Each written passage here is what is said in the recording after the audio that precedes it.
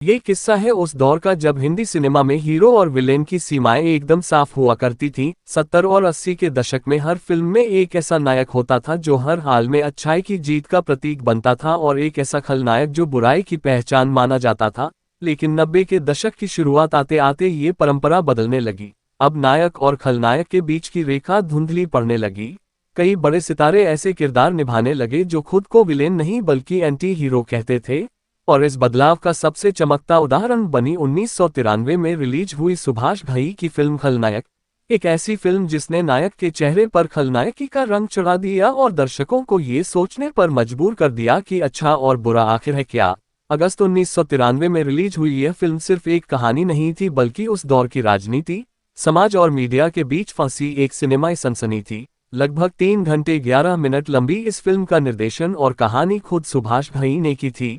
पटकथा रमेश शर्मा और संवाद कमलेश पांडे के थे और इसे मुक्ता आर्ट्स प्राइवेट लिमिटेड के बैनर तले बनाया गया था। मुख्य भूमिकाओं में थे संजय दत्त, जैकी श्रॉफ, माधुरी दीक्षित, अनुपम खेर, राखी, गुलशन ग्रोवर, रम्या कृष्णन, प्रमोद मुथु और नीना गुप्ता। संगीतकार जोड़ी लक्ष्मीकांत प्यारेलाल और गीतकार आनंद बख्शी ने मिलकर ऐसे 10 गाने रचे जो आज भी याद किए जाते हैं। नायक नहीं खलनायक हूं मैं से लेकर चोली के पीछे क्या है तक हर धुन ने उस समय की हवा बदल दी थी।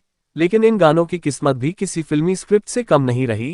कहते हैं कि फिल्म के म्यूजिक राइट्स को लेकर HMV और टिप्स म्यूजिक के बीच जबरदस्त होड़ मच गई थी। सुभाष घई की पिछली फिल्मों का संगीत हमेशा HMV ने जारी किया था, लेकिन इस बार HMV ने केवल 40 लाख का ऑफर दिया, जबकि टिप्स ने सीधे 1 करोड़ का दांव खेल दिया। घई ने पुराना रिश्ता तोड़कर नया सौदा कर लिया और टिप्स को अधिकार मिल गए।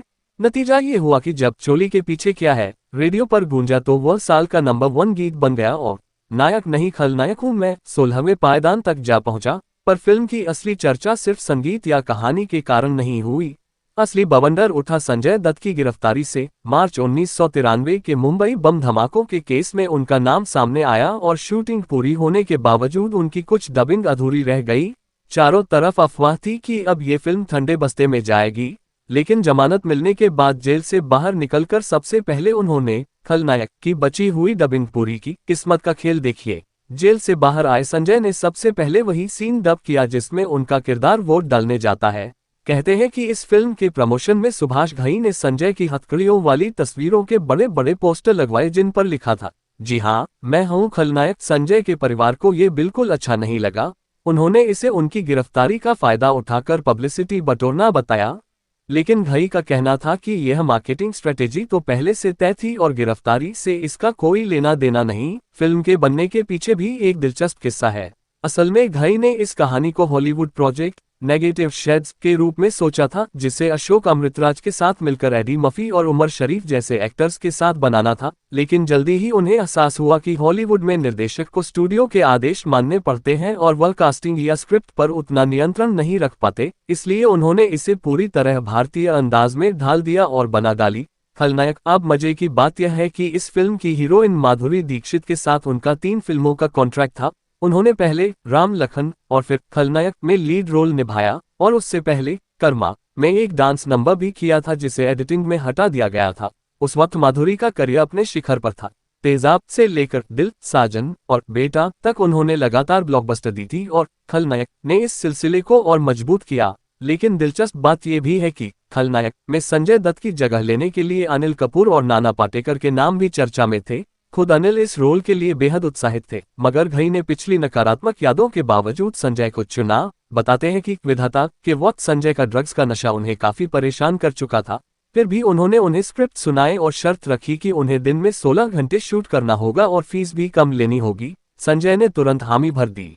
फिल्म के गानों में चोली के पीछे क्या है का विवाद तो जैसे अपनी ही कहानी लिख गया।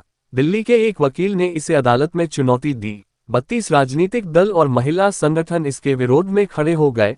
आरोप लगा कि यह गाना अश्लील है और बच्चों के लिए हानिकारक। लेकिन बाल ठाकरे ने अपने मुखपत्र सामना में इसे देशभक्ति फिल्म का हिस्सा बताते हुए गाने का बचाव किया। इतना ही नहीं, इसी विवाद के कारण फिल्म हमारा चोपड़ा के सामने राष्ट्रीय पुरस्कार से चूक गई। और इधर सावन कुमार टाक की खलनायिका के साथ भी एक कानूनी जंग छिड़ी। घई को डर था कि एक जैसे नाम वाली 2 फिल्में दोनों के बिजनेस को नुकसान पहुंचाएंगी, लेकिन सावन कुमार टाइटल बदलने को तैयार नहीं हुए। उन्होंने यहां तक किया कि चोली के पीछे कि लोकप्रियता देखकर अपनी फिल्म में चोली के अंदर क्या है जैसा गाना डाल दिया, जिसे सेंसर बोर्ड ने बदलकर होली के अंदर क्या है करने को कहा। और मजा ये कि 1993 में दोनों फिल्में आई, लेकिन खलनायक सुपरहिट हुई और खलनायिका बुरी तरह फ्लॉप। शूटिंग के दौरान एक और दिलचस्प घटना नीना गुप्ता से जुड़ी है। उन्हें चोली के पीछे के लिए सुभाष घई ने ऑफर किया था। पहले तो उन्होंने मना कर दिया क्योंकि वह गाने में बहुत कम नजर आती और पैसे भी कम मिल रहे थे, लेकिन एक पार्टी में घई ने कहा कि यह गाना आपको शोहरत दिला देगा। नीना मान गई। शूटिंग के पहले दिन घई ने कहा कि उनका शरीर भरा पूरा दिखना चाहिए। नीना उस वक्त दुबली थी, तो अगले दिन उन्हें बॉडी पैड पहनाकर शूट कराया गया। बाद में ये गाना उनके लिए स्टेज शो का सबसे बड़ा हिट बन गया और उन्होंने फिल्मों से ज्यादा इसे लाइव परफॉर्म करके पैसे कमाए। फिल्म के 11 प्रीमियर हुए। हर जगह संजय और माधुरी के स्वागत में भारी भीड़ जुटी। विदेशों में भी इससे जबरदस्त रिस्पांस मिला। हालांकि कुछ समीक्षकों ने कहा कि पहला हाफ शानदार है, लेकिन सेकंड हाफ कमजोर और जैकी श्रॉफ का किरदार ठीक से लिखा नहीं गया। नतीजा ये रहा कि पूरी फिल्म संजय दत्त के इर्द गिर्द सिमट गई।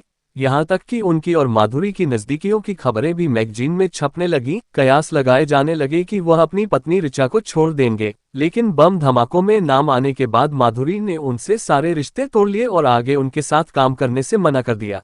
इतना सब होते हुए भी खलनायक 1993 की दूसरी सबसे ज्यादा कमाई करने वाली फिल्म बनी। करीब 5 करोड़ के बजट पर इसने 12 करोड़ का कलेक्शन किया। पहले नंबर पर थी आंखें और तीसरे पर डर। फिल्मफेयर में इसे 11 नामांकन मिले, लेकिन जीत केवल 2 में हुई। अलका याग्निक और इला अरुण को सर्वश्रेष्ठ गायिका और सरोज खान को सर्वश्रेष्ठ कोरियोग्राफी के लिए। और यही था खलनायक का पहला पहलू, एक ऐसी फिल्म जिसका हर फ्रेम, हर गाना, हर विवाद अपने आप में कहानी बन गया। जब खलनायक का पहला पोस्टर बाहर आया तो सिनेमा हॉल के बाहर लोग पोस्टर के सामने खड़े होकर तस्वीरें खींचवाने लगे। पोस्टर में हथकड़ियों में जकड़ा, बालों में हल्की सी लट गिराए, आंखों में ठंडा लेकिन डरावना भाव लिए संजय दत्त खड़े थे और नीचे मोटे अक्षरों में लिखा था, जी हाँ, मैं हूँ खलनायक। उस वक्त दर्शकों के लिए ये केवल फिल्म का संवाद नहीं था, ये हकीकत और रील के बीच की सबसे पतली रेखा का टूटना था। लोग सोचने लगे कि संजय दत्त का रील वाला बल्लू और रियल वाला संजय कहीं एक ही तो नहीं। इस चर्चा ने फिल्म की रिलीज से पहले ही एक अजब सा रोमांच पैदा कर दिया। मुंबई के गिरगांव से लेकर दिल्ली के कनॉट प्लेस तक सिनेमा हॉल के बाहर टिकट की ब्लैक मार्केटिंग शुरू हो चुकी थी। टिकट दोगुने तिगुने दाम पर बिक रहे थे और यह सब तब था जब फिल्म अभी रिलीज भी नहीं हुई थी। सुभाष घई ने प्रमोशन में एकदम सिनेमाई चाल चली। उन्होंने संजय की गिरफ्तारी की चर्चा का फायदा उठाया, लेकिन एक संतुलन रखते हुए माधुरी दीक्षित और जैकी श्रॉफ को भी प्रमोशन में बराबर जगह दी, ताकि फिल्म सिर्फ स्कैंडल पर नहीं बल्कि अपने स्टार पावर पर भी टिके। कहते हैं कि उस वक्त घई ने एक अनोखी रणनीति अपनाई। उन्होंने खलनायक का म्यूजिक पहले नहीं बल्कि ठीक रिलीज से कुछ हफ्ते पहले रिलीज किया और तब तक चोली के पीछे और नायक नहीं खलनायक हूं मैं जैसे गानों की झलक बस टीवी और रेडियो पर टीजर्स के रूप में दिखाई, जिससे लोगों की उत्सुकता कई गुना बढ़ गई। शूटिंग के दौरान का एक किस्सा माधुरी और संजय से जुड़ा है। क्लाइमैक्स फाइट सीन में जब बल्लू और राम के बीच जोरदार भिड़ंत होती है, उस वक्त सेट पर इतनी भीड़ थी कि कंट्रोल करना मुश्किल हो गया। कई एक्स्ट्रा लोग फाइट शूट को देखने के बहाने सेट पर घुस आए। घई ने तुरंत सिक्योरिटी बढ़वाई, लेकिन मजे की बात यह थी कि असल लड़ाई कैमरे के पीछे हो रही थी। लाइटिंग टीम और असिस्टेंट डायरेक्टर्स में इस बात पर बहस की कैमरा एंगल कौन तय करेगा। घई ने अपनी सिग्नेचर स्टाइल में सबको चुप कराया और बोले, फ्रेम मेरा है, ड्रामा तुम्हारा है, अब दोनों का मिलकर शो होना चाहिए। एक और दिलचस्प वाकया अनुपम खेर के साथ हुआ। वो फिल्म में एक हल्के फुल्के पुलिस अफसर के रोल में थे, लेकिन उन्होंने कई सीन्स में अपने डायलॉग खुद बनाए। मामा जी वाला उनका किरदार इतना पॉपुलर हुआ कि कई बच्चों ने स्कूल में टीचर्स को भी मामा जी कहना शुरू कर दिया। रिलीज के बाद फिल्म का असर सिर्फ बॉक्स ऑफिस तक सीमित नहीं रहा, फैशन पर भी पड़ा। संजय दत्त का लेदर जैकेट, गले में बैंडाना और माथे पर लटकती लट, ये लुक उस वक्त का ट्रेंड बन गया। यहाँ तक कि कई कॉलेजों में खलनायक थीम डे रखे जाने लगे और अगर कोई थोड़ा ज्यादा दबंग अंदाज में आता तो उसे बल्लू कहकर बुलाया जाता। फिल्म ने हिंदी सिनेमा में एंटी हीरो को फिर से मजबूती दी। अमिताभ बच्चन ने 70 के दशक में जंजीर और दीवार से इसकी नींव रखी थी, लेकिन खलनायक ने इसे 90 के दशक के दर्शकों के दिल में फिर से जिंदा कर दिया। हालांकि विवादों ने फिल्म को हमेशा घेरे रखा, लेकिन सच्चाई यह है कि अगर ये विवाद न होते तो शायद इसका क्रेज इतना नहीं बढ़ता। फिल्म के आखिरी सीन्स में जब बल्लू खुद को पुलिस के हवाले करता है तो थिएटर में कई लोग खड़े होकर ताली बजाते थे।